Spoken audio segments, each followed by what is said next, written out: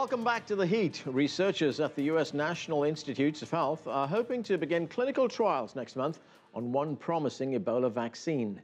Its accelerated timetable is a direct response to the Ebola outbreak that's claimed more than 1,300 lives in Guinea, Sierra Leone and Liberia, as well as Nigeria. We're joined now by Dr. Anthony Fauci. He's the director of the NIH's Institute of Allergy and Infectious Diseases. Dr. Fauci, thanks for joining us. When we look at these efforts to find a vaccine for Ebola, what is the status of those efforts right now?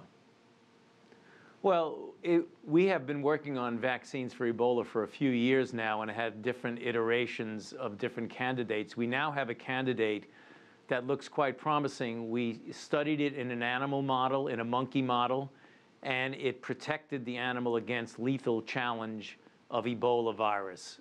And the monkey model is a good model for Ebola. In about 2 weeks from now, in the very beginning of September, we're going to move for the first time into human studies in doing clinical trials, what we call phase 1 trials in normal volunteers, to ask 2 questions. Is it safe? Namely, are there any unexpected toxicities? And does it induce a response that you would predict would be protective based on what we know from the monkey model?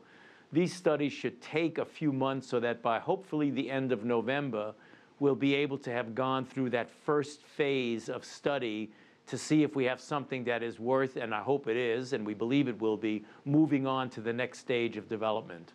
So given those variables that you've just told us, when could we expect a vaccine like this to come to market? Well, I think we have to be careful when you say come to market, because under non-emergency circumstances, you would go from a phase 1 to a phase 2A and 2B, which means more and more people in a trial to determine and definitively show it's safe and definitively show that you're inducing a good response. Together with an animal model data, you would then invoke one of the FDA rules, which is called the 2-animal rule, where you can show efficacy in an animal as long as it's safe in a human. That process usually takes a couple of years at least.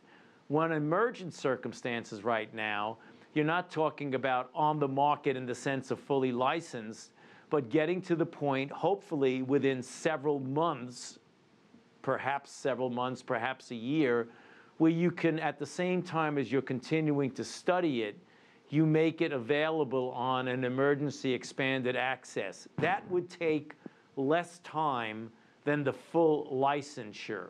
So on the market as full licensure usually takes a couple of years, available following some good safety trials, probably within a full year.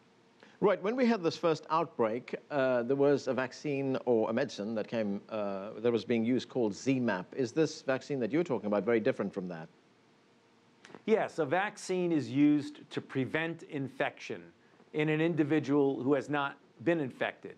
The most important target for a vaccine would be the healthcare workers who are putting themselves into increased risk by taking care of patients, because those are the ones that tend to get infected, the people who are on the front line, the first responders, the healthcare workers. When you're talking about ZMapp, ZMapp is a therapy for people who are already infected, and it is a protein that the body generally makes, but in this case is artificially made and manufactured, that has the purpose and the effect of blocking the virus in the body. That's totally different than preventing infection in the first place. One's a treatment and the other one is a vaccine. Yeah, and that is a great distinction that you make there, Dr. Fauci.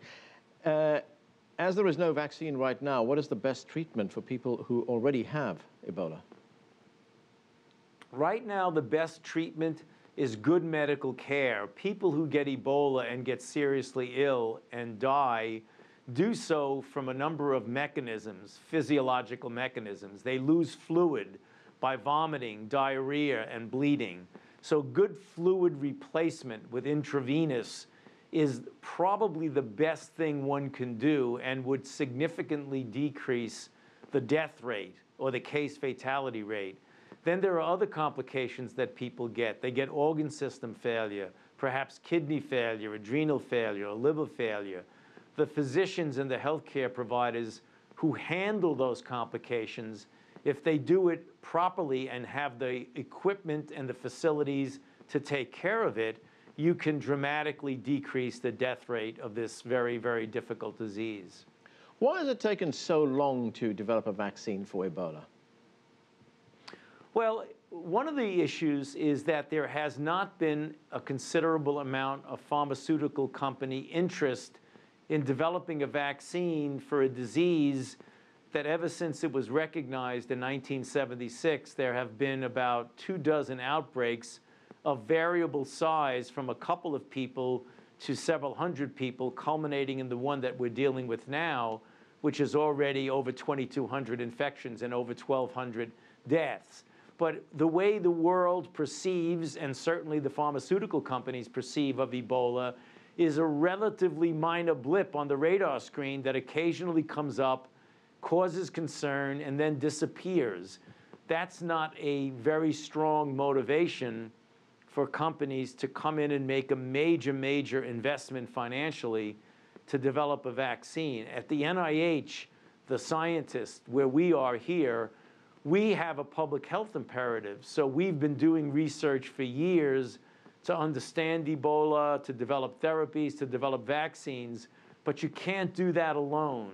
You've got to do it in partnership with a pharmaceutical company that will actually produce a product. But I think now that we have so much attention paid and so much concern at a global level about the current outbreak in West Africa, I believe there will be considerably more interest on the part of the pharmaceutical companies to get involved and be a player to develop interventions. Dr. Anthony Fauci, thank you for joining us, sir.